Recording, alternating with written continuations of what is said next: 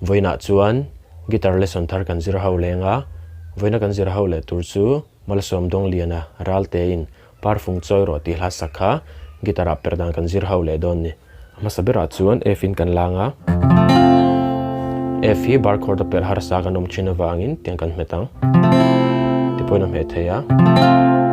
masabira chuan ko jung chalin first fret a khan first string le second string i barang hetei bar them lo chuan second string first fret a khan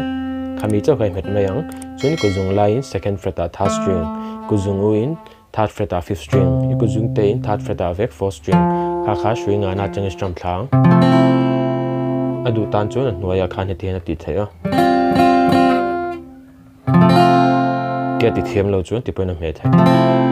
chuan asang a B flat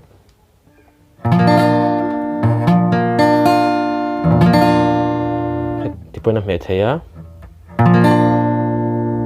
a bar chord me thiam lo ganom chuan e kan meta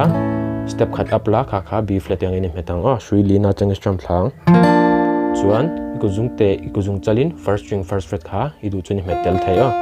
shui lina chang bo kin strum thaleng kha top thleng chuan minor a D minor A minor khang ki ho kan mang don ni chuan he hlawkpui hian strum dan chi khat chau kan nei lenga chu bul changa top thlengin kan kwal chuak le vekang tian down down down up ti khana down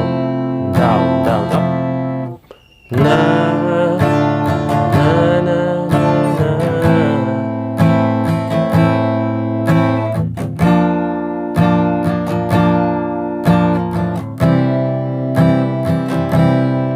khatia strum chu avek khani mai down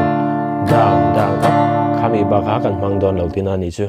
chuan he hlawkpui hi hlamilin karon play chuak lenga lukdan ni lo ngai thale don nia